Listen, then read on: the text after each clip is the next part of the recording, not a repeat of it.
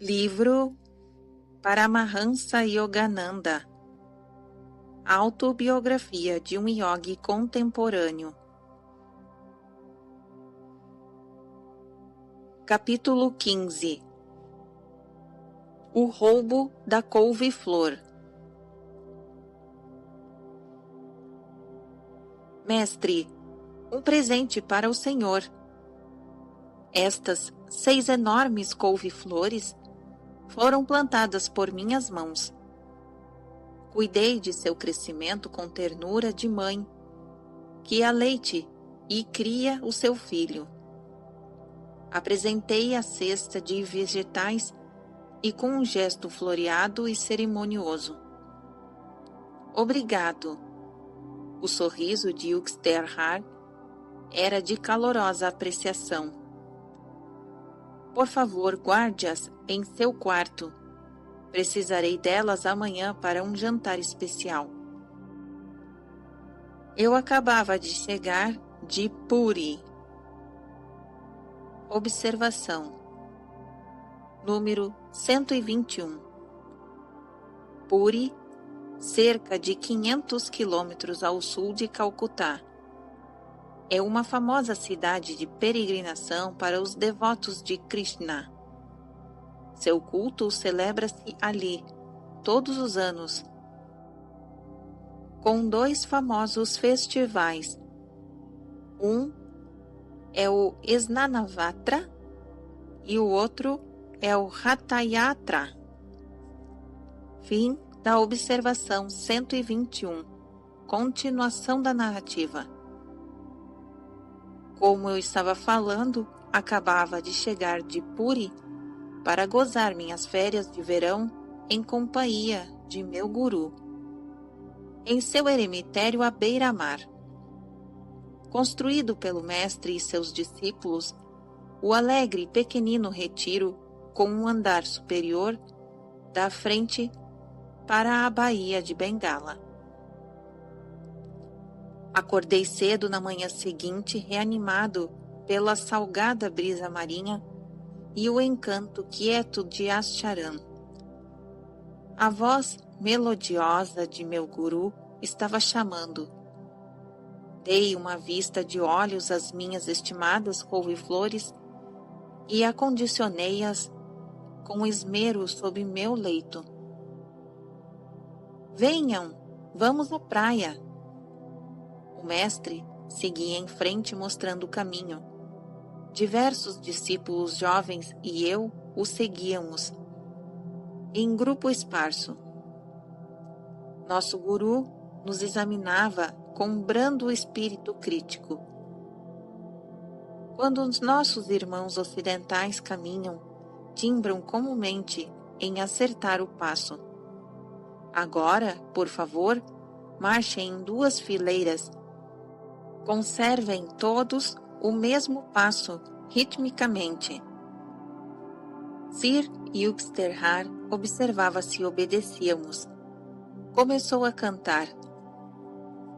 Meninos, marchem, ida e volta, em garbosa fileira. Era impossível não admirar a facilidade com que o mestre acompanhava o passo rápido de seus jovens estudantes. Alto! Os olhos de meu guru procuravam os meus. Você se lembrou de fechar a porta traseira do eremitério? Penso que sim, senhor. Sir Yugeshthar permaneceu silencioso durante alguns minutos, com um sorriso meio reprimido em seus lábios. Não, você se esqueceu, disse ele afinal. A contemplação divina não se deve tomar uma desculpa para o descuido material. Você descurou seu dever de salvaguardar o Ascharan. Deve ser punido. Julguei que ele estivesse obscuramente gracejando quando acrescentou: Suas 6 couve-flores em breve serão apenas 5. Demos meia volta obedientes às ordens do mestre e repreensamos até as proximidades do eremitério. Descansem um pouco todos. Mukunda, olhe à esquerda, por entre o casaril. Observe a estrada bem ali. Um certo homem aparecerá logo, e será o instrumento de seu castigo. Escondi meu vexame ao receber estas indicações incompreensíveis. Um camponês logo apareceu na estrada. Dançava grotescamente e movia os braços em torno, gesticulando sem sentido. Quase paralisado de curiosidade, não despreguei os olhos do hilariante espetáculo. Quando o homem atingiu um ponto na estrada, de onde desaparecia de nossa vista, Sir Yuxterhar disse: agora ele dará mais voltas. O camponês imediatamente mudou de direção e dirigiu-se para o lado traseiro do eremitério, atravessando um trecho arenoso. Penetrou na moradia pela porta dos fundos. Eu não a fechara a chave, conforme dissera meu guru. O homem saiu pouco depois segurando uma de minhas preciosas couve-flores. Agora ele caminhava em atitude respeitosa, investido de dignidade de possuir. A farsa que se desenvolvia, na qual meu papel parecia ser o de vítima assombrada, não era desconcertante a ponto de me impedir a perseguição indignada ao ladrão. Eu tinha corrido metade do caminho quando meu mestre me chamou de volta. Sacudia-se de riso da cabeça aos pés. Aquele pobre louco ansiava por uma couve-flor, explicou-me entre acessos de hilariedade. Julguei que seria uma boa ideia se ele obtivesse uma de suas, tão mal guardadas. Corri para o meu quarto, onde descobri que o ladrão, evidentemente padecendo de uma fixação em vegetais, deixara intocados meus anéis de ouro, o relógio e o dinheiro, tudo exposto sobre o cobertor. Ele preferiria engatinhar sobre a cama, onde o cesto de couve-flores completamente oculto, ao olhar casual, fora o alvo dócil de seu sincero apetite. Pedi a Sir Yuxterhar, naquela noite, que me explicasse o incidente, por apresentar, a meu ver, certos aspectos perturbadores. Meu guru assentiu com a cabeça lentamente.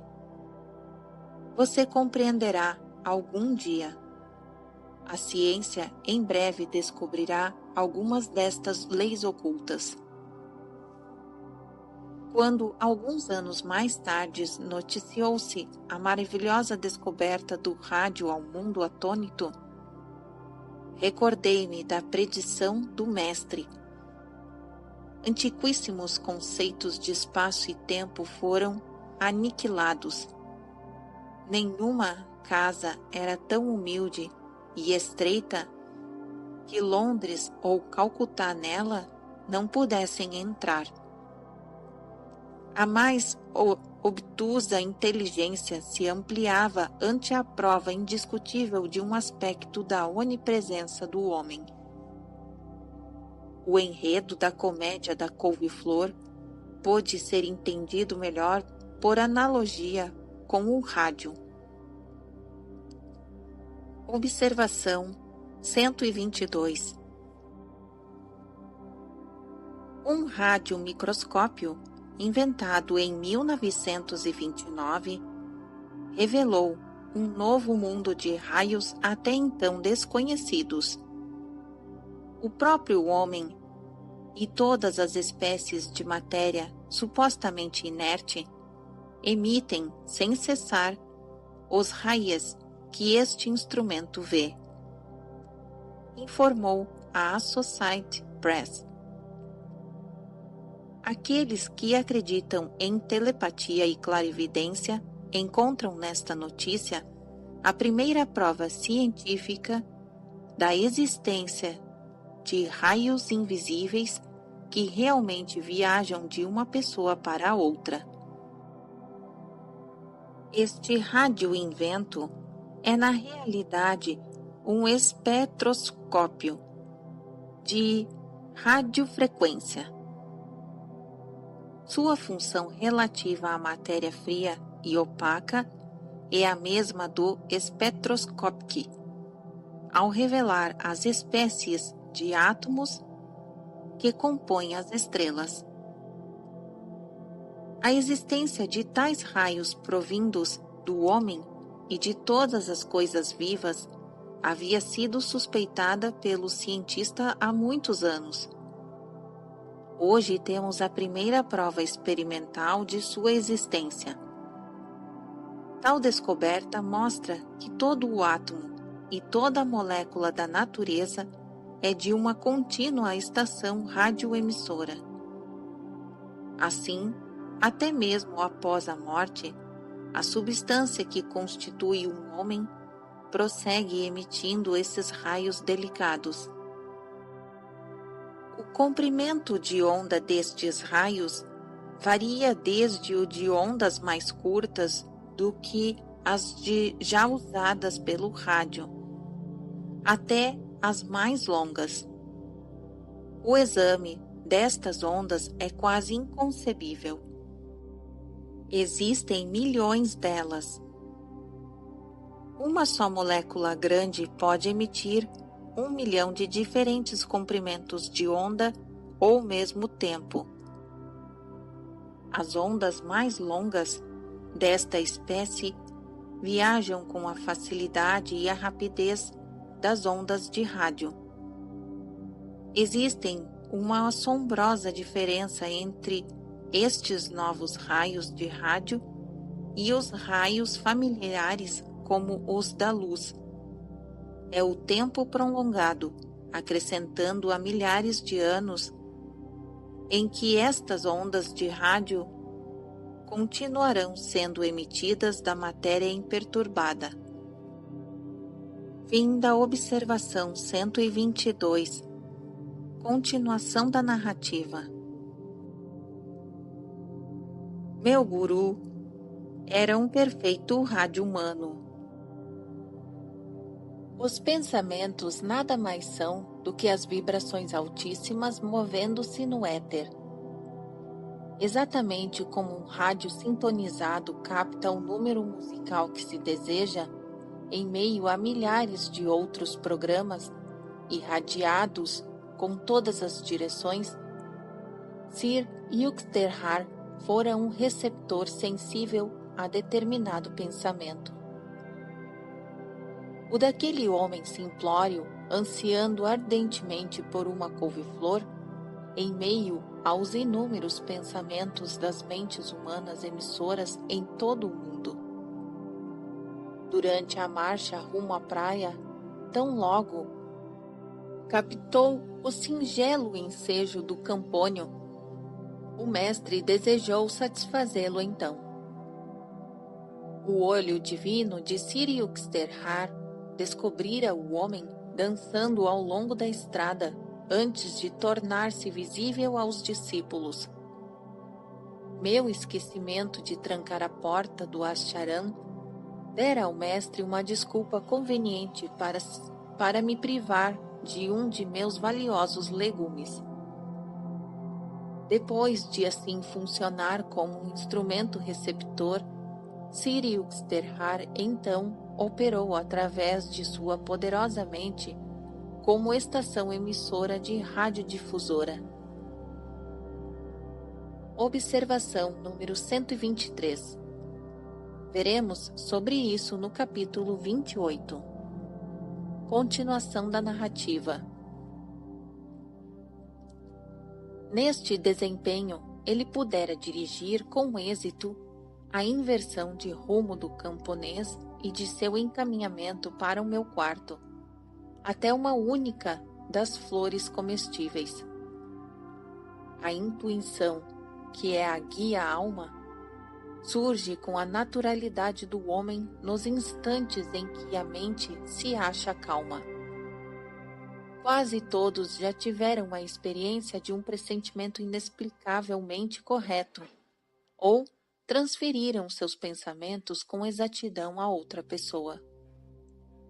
A mente humana, quando liberta das perturbações ou da estática da inquietude, tem o poder de realizar todas as funções dos complicados aparelhos de rádio. Enviando e recebendo pensamentos, ou deixando de sintonizar os indesejáveis. Assim como a potência de uma estação radiodifusora é regulada pela quantidade de energia elétrica que pode utilizar, a eficiência de um rádio humano depende do grau de força da vontade de cada pessoa. Todos os pensamentos vibram eternamente no cosmos. Por meio da concentração profunda, um mestre pode descobrir os pensamentos de qualquer pessoa viva ou morta. Os pensamentos têm raízes de universalidade e não de individualidade. Uma verdade não pode ser criada, mas apenas percebida. Todo pensamento errôneo de um homem resulta de uma imperfeição, pequena ou grande, em seu discernimento. O objetivo da ciência da yoga é acalmar a mente, de modo que, sem distorções, esta possa ouvir o conselho infalível da voz interior. O rádio e a televisão trouxeram a voz e a visão instantâneas de pessoas remotas ao convívio de milhares de ouvintes e de espectadores. As primeiras débeis insinuações científicas de que o homem é espírito onipenetrante. Embora o ego, nas mais bárbaras formas, conspire para escravizá-lo, o homem não é um corpo confinado a um ponto no espaço, mas, em essência, alma e onipresente. Fenômenos muito estranhos, prodigiosos e aparentemente improváveis ainda poderão ocorrer e, uma vez constatados, não nos surpreenderão mais do que nos surpreendem hoje tudo o que a ciência nos ensinou no último século. Declarou Charles Robert Richet, Prêmio Nobel da Fisiologia. Observação 124. Foi o autor do nosso sexto sentido. Continuação da narrativa. Supõe-se que os fenômenos agora aceitos por nós sem surpresa não provocam nosso espanto porque são compreendidos. Mas a verdade é outra. Se eles deixaram de nos surpreender, não é porque sejam compreendidos, mas porque nos surpreende com tudo. A queda de uma pedra arrojada ao ar, a semente que se converte em carvalho, o mercúrio que se dilata ao ser aquecido, o ferro extraído do ímã. A ciência de hoje é conhecimento insignificante. As verdades assombrosas que serão descobertas por nossos descendentes encontram-se agora mesmo ao nosso redor, de olhos arregalados postos em nós, digamos assim. E apesar disso, nós não as vemos, Mas não basta dizer que não as vemos. Nós não as queremos ver, pois logo que se apresenta um fato imprevisto, com o qual não estamos familiarizados, tratamos de situá-lo no esquema de lugares comuns do conhecimento adquirido e nos indignamos se alguém ousa proceder a experimentos mais avançados. Aconteceu um fato humorístico alguns dias mais tarde, depois de me ter sido roubada tão ingloriamente a couve-flor. Não se podia encontrar certo lampião de querosene. Tendo eu comprovado tardiamente a visão onisciente de meu guru, pensei que localizar o lampião seria um brinquedo de criança para ele e aguardei a demonstração. O mestre percebeu minha expectativa. Com gravidade exagerada, interrogou todos os residentes do Acharan. Um jovem discípulo confessou ter usado o lampião para ir ao poço no pátio de trás. Sir Yuxterhar deu a este conselho solene: procure o lampião perto do poço. Corri ao poço, mas o lampião, nada. De crista caída, regressei a meu guru. Agora ele se ria gostosamente, sem remorsos de me haver causado decepção. Que lástima que eu não pudesse guiá-lo até a lâmpada desaparecida. Não sou adivinho, piscando um olho acrescentou. Nem mesmo sou um Sherlock Holmes satisfatório. Compreendi que o mestre jamais exibiria seus poderes quando desafiado, nem recorreria a eles para qualquer trivialidade. Semanas prazenteiras decorreram. Sir Yuxterhar planejava uma procissão religiosa. Pediu-me que o guiasse os discípulos através da cidade e pela praia de Puri.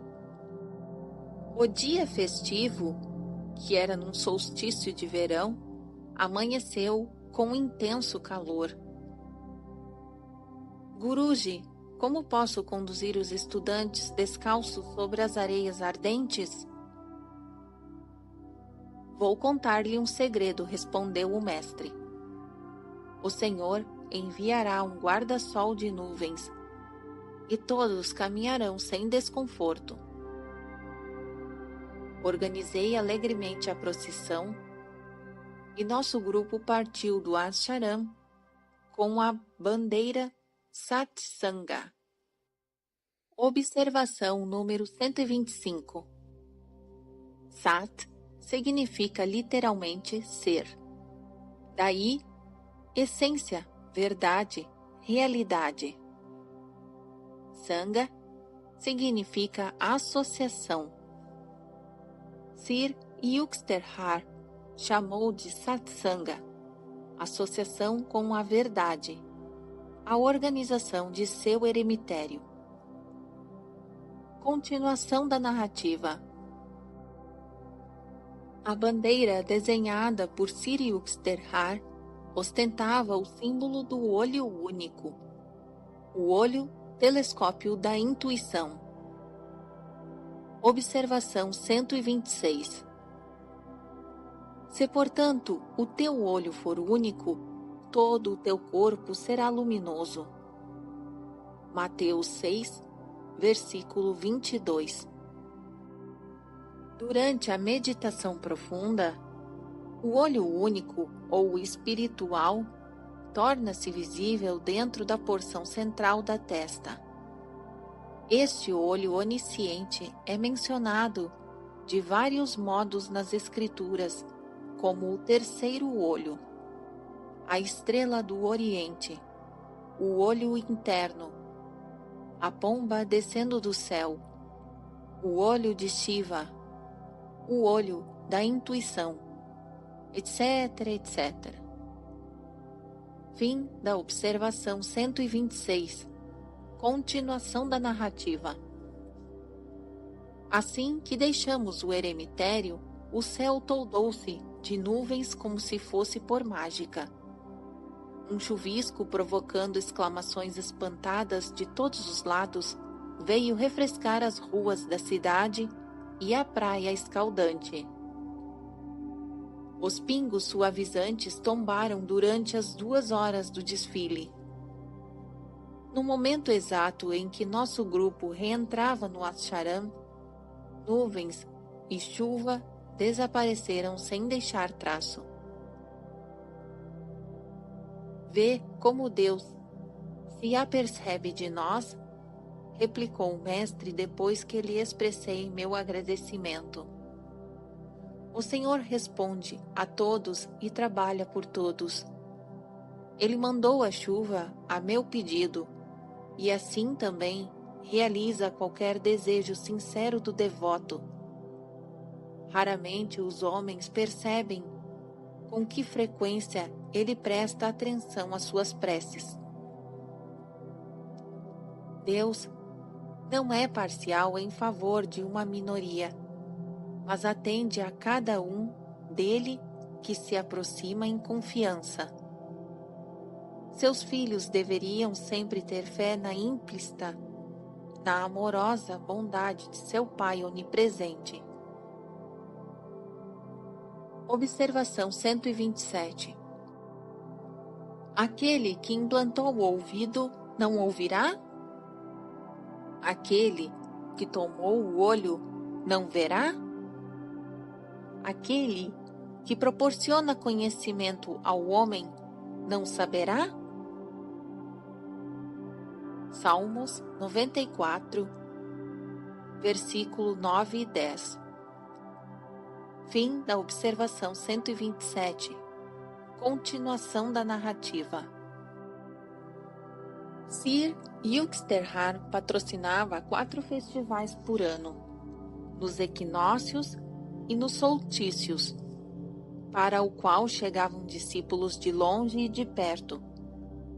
A celebração dos solstícios de inverno efetuava-se em Sarampore. O primeiro a que compareci deixou-me uma bênção permanente. Os festivais principiaram de manhã com uma procissão descalças pelas ruas. Vozes de uma centena de estudantes entoavam suaves cânticos religiosos. Alguns músicos tocavam flauta e kolkartal, trombones e símbolos. O povo da cidade entusiasmaticamente juncou de flores o caminho. O regozijo de ser desviado de seus afazeres prosaicos por nosso ressoante louvor ao bendito nome de Deus, ao longo itinerário findou no pátio do eremitério. Ali fizemos um círculo em redor de nosso guruji, enquanto outros discípulos espargiam dos balcões superiores sobre nós flores de calêndula recém-abertas. Muitos hóspedes subiram as escadas para receber um pudim de chaná e laranjas. Dirigi-me a um grupo de condiscípulos que naquele dia serviam de cozinheiros. A comida para esses grandes cenáculos tinha de ser cozinhada fora em enormes caldeirões, improvisados fornos de tijolos, onde se queimavam lenha, produziam fumaça provocando lágrimas. Nós, porém, ríamos de gozo ao fazer nosso trabalho. Os festivais religiosos na Índia nunca são considerados um aborrecimento. Cada um dos devotos faz a sua parte com satisfação, fornecendo dinheiro ou arroz e vegetais e seus próprios serviços. O mestre logo esteve entre nós supervisionando os detalhes da festa. Ocupado a todo momento, ele mantinha-se no ritmo dos mais jovens e ativos de seus estudantes. Um sankirtan, canto em grupo com acompanhamento de harmônio e tambores percutindo a mão, continuavam no andar superior. Sir Yuxterhar escutava com disposição apreciativa. Seu ouvido musical era de uma afinação perfeita. Está fora de tom. O mestre afastou-se dos cozinheiros e reuniu-se aos músicos. A melodia fez-se ouvir de novo, mas desta vez corretamente apresentada. O Samaveda contém os mais antigos escritos do mundo sobre a ciência musical. Na Índia consideram-se música, pintura e drama como artes divinas. Brahma, Vishnu e Shiva, a Trindade eterna, foram os primeiros músicos. Shiva, em seu aspecto de Nataraja, o bailarino cósmico, é um representado nas escrituras como aquele que deu origem às infinitas variações de ritmo nos processos de criação, preservação e destruição universais, enquanto Brahma e Vishnu caminhavam em compasso. Brahma ao tinir de seus símbolos e Vishnu ao fazer soar o sagrado mirdanga ou tambor. Sarasvati, a deusa de sabedoria, é simbolizada dedilhando a vina, mãe de todos os instrumentos de corda. Krisbriya, uma encarnação de Vishnu, mostra-se na arte hindu sempre como uma flauta, na qual toca a arrebatadora canção que chama de volta ao seu verdadeiro lar a alma humana errante no mundo de Maya ou ilusão. As pedras fundamentais da música hindu são as ragas ou modos, escalas, melodias fixas. As 6 ragas básicas ramificam-se em 126 derivadas ragnises, esposas, e putras, filhos. Cada raga tem um mínimo de 5 notas. Uma nota principal, Vadi ou rei, uma secundária, Samavadi ou primeiro-ministro, as auxiliares, Anuvadi ou servidores, e uma dissonante, Vivadi, o inimigo. Cada uma das 6 ragas básicas tem correspondência natural com determinada hora do dia, estação do ano e uma divindade que, presidindo, lhe concede certo poder particular.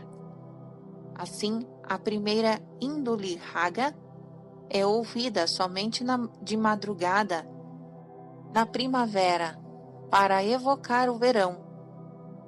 O amor universal, a segunda, Dipaka Raga, é tocada à tarde, o dia para despertar a piedade. A terceira, Megha Raga, ouve-se ao meio-dia, estação das chuvas, a fim de criar coragem. A quarta, Bhairava Raga, toca-se nas manhãs de agosto, setembro e outubro, para alcançar a tranquilidade.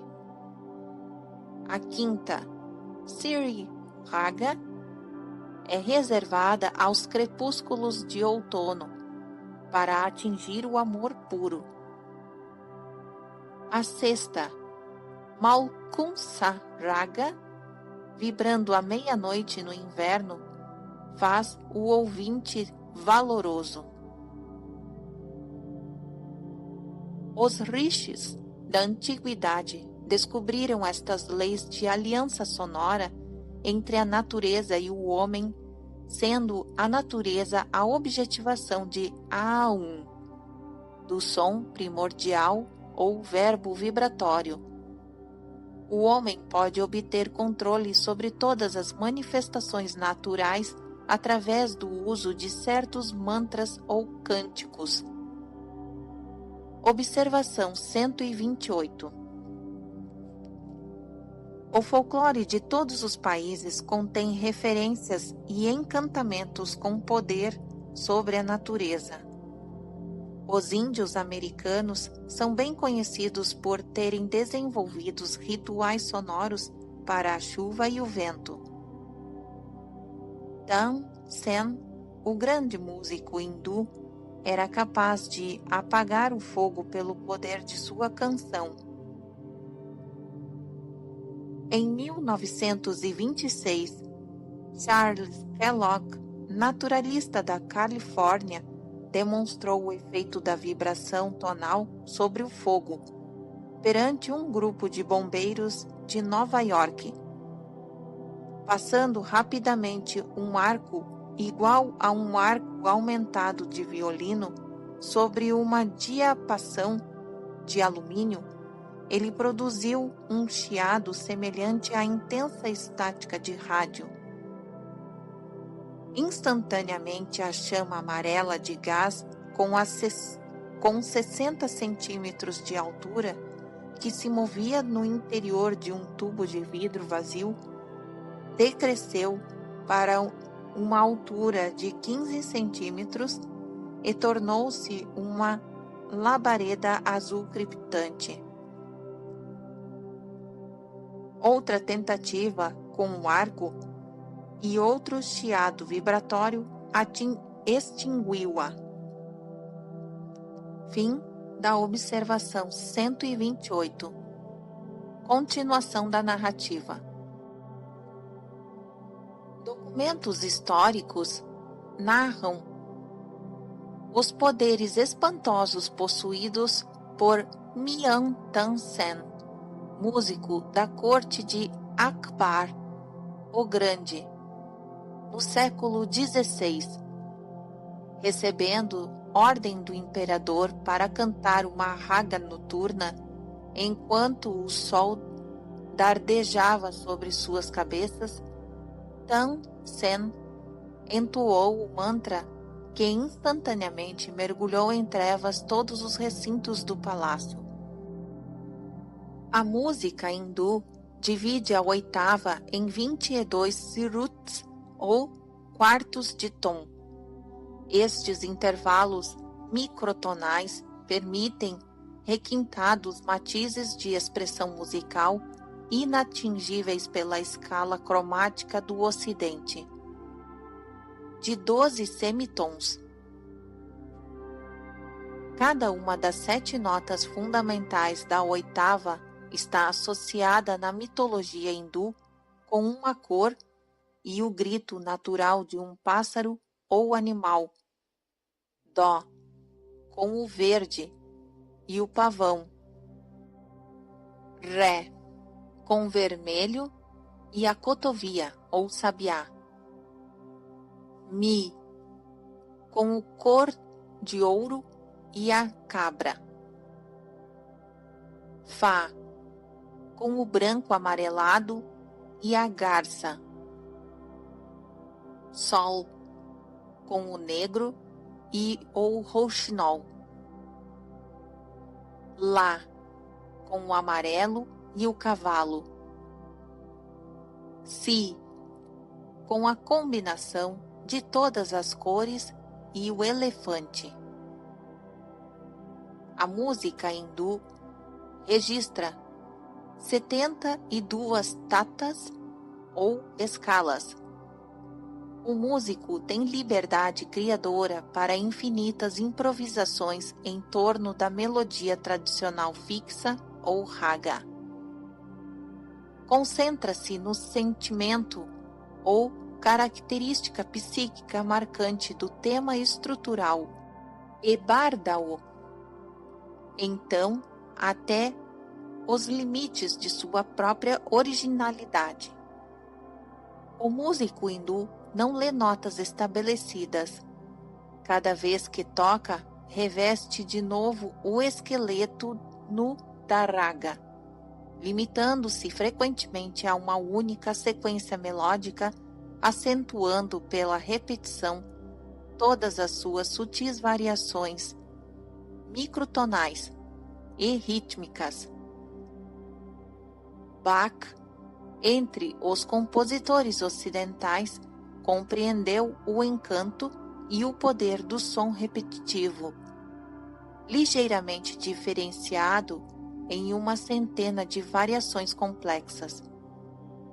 A literatura sânscrita descreve 120 talas, ou medidas de tempo. Diz-se que o fundador tradicional da música hindu, Bharata, isolou 32 espécies de tala no canto de uma cotovia. A origem de tala, ou ritmo, tem sua raiz nos movimentos humanos, os 2 tempos do caminhar, os 3 tempos da respiração durante o sono, quando o inalar tem 2 vezes a duração do exalar. A Índia sempre reconheceu, na voz humana, o mais perfeito instrumento de som. A música hindu, por isso, restringe-se quase toda ao registro vocal de 3 oitavas. Pelo mesmo motivo, ali, mais se realça a melodia, relação de notas sucessivas, que a harmonia, relação de notas simultâneas. A música hindu é uma arte subjetiva espiritual individualista, cujo fim não é o brilho sinfônico, mas a harmonia pessoal com a alma cósmica. Todos os cantos famosos da Índia foram compostos por devotos da divindade. A palavra sânscrita para músico é Bhagavatar, aquele que a Deus canta louvores. Os Sankirtans, ou reuniões musicais, são uma forma efetiva de yoga ou disciplina espiritual, necessitando concentração intensa, absorção do âmago, do pensamento e do som. Sendo o próprio homem uma expressão do verbo criador, o som exerce sobre ele efeito potente e imediato. A grande música religiosa do Oriente e do Ocidente confere alegria ao homem porque causa um temporário despertar vibratório de seus centros ocultos na espinha. Observação 129. O despertar dos centros cerebroespinhais ocultos ou chakras lótus astrais é o objetivo sagrado do yogi. Os exegetas ocidentais não compreenderam que o capítulo do Novo Testamento, o Apocalipse, contém a exposição simbólica da ciência da yoga, ensinada por João e outros discípulos íntimos do Senhor Jesus. João mencionou Apocalipse 1, versículo 20. O mistério das 7 estrelas e das 7 igrejas. Estes símbolos se referem aos 7 lótus de luz descritos nos tratados de yoga como as 7 portas das armadilhas, no eixo cerebroespinhal. Através destas saídas divinamente planejadas, o yogi, pela meditação científica, escapa da prisão do corpo e reassume sua verdadeira identidade com o espírito. Veremos isso no capítulo 26. O sétimo centro, o do lótus de 1000 pétalas no cérebro, é o trono da consciência infinita. No estado de iluminação divina, diz-se que o yogi percebe Brahma, ou Deus Criador, como Padmaja, o nascido do lótus. A posição de lótus é assim chamada porque nessa pose tradicional, o yogi vê os lótus, Padmas, de várias cores dos centros cerebroespinhais. Cada lótus possui um diferente número de pétalas ou raios compostos de prana, força vital. Os padmas são também conhecidos como chakras ou rodas. A posição de lótus padmalisana mantém ereta a espinha e constitui um fecho de segurança para o corpo contra o perigo de tombar para frente ou para trás durante o estado de transe. Mipa Samadhi. É, pois, a posição favorita do yogi em meditação. Contudo, Padmasana pode apresentar certas dificuldades para os principiantes e não deveria ser tentada sem orientação de um especialista em Hatha Yoga. A fotografia de Larismarasaya é um bom exemplo neste livro. A posição de lótus vista na fotografia, você pode tentar. Fim da observação número 129. Continuação da narrativa. Então, os centros ocultos da espinha, nesses beatíficos momentos, reacende-se uma apagada memória da origem divina. No dia do festival, em Sankirtan, ressoando desde a sala de reuniões de Sri Uksterhar no andar superior, inspirava os cozinheiros entre as panelas fumegantes. Meus condiscípulos e eu cantávamos alegremente os estribrilhos e marcávamos o compasso batendo palmas. Ao pôr do sol, havíamos servido centenas de nossos visitantes com khichdi, arroz e lentilhas, caldo de vegetais e pudim de arroz. Estendendo-se cobertores de algodão no pátio, em breve a assistência sentava de pernas cruzadas sobre a abóboda de estrelas.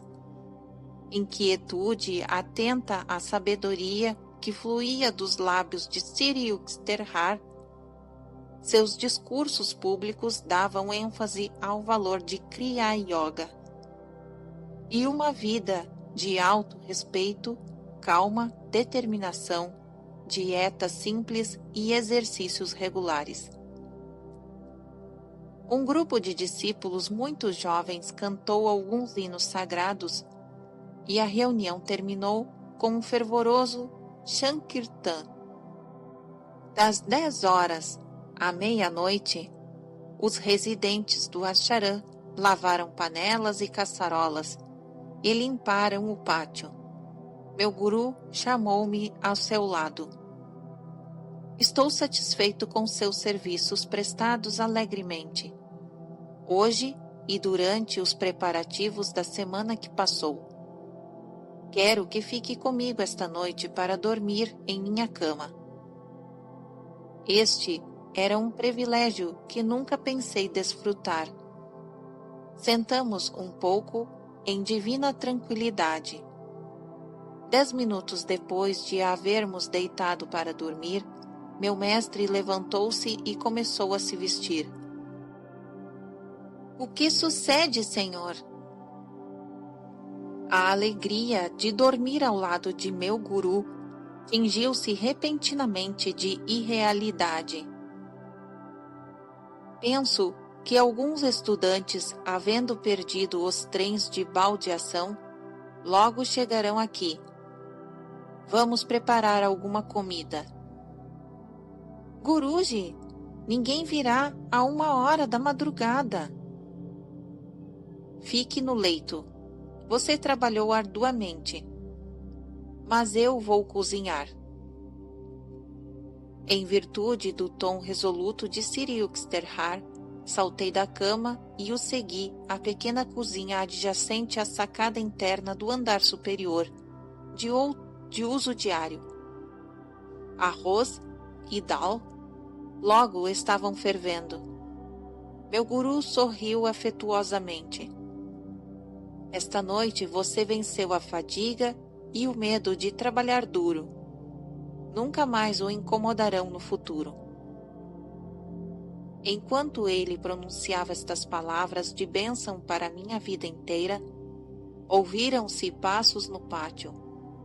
Corri escadas abaixo e dei entrada a um grupo de estudantes. Querido irmão, disse um homem, com que relutância viemos perturbar o mestre a esta hora? Cometemos um erro quanto aos horários de trem. Mas sentimos que não era possível voltar para casa sem haver contemplado nosso guru. Ele está à sua espera e até lhes prepara neste momento refeições. Ouviu-se a voz de Sri Yukteswar. Sejam bem-vindos! Conduzi os espantados visitantes à cozinha. O mestre voltou-se para mim piscando um olho. Agora que você obteve as necessárias comprovações, sem dúvida, está satisfeito de que nossos hóspedes tenham perdido o trem. 30 minutos mais tarde, eu o acompanhei ao seu dormitório, antegozando a aventura e a hora de dormir ao lado de meu guru, semelhante a Deus.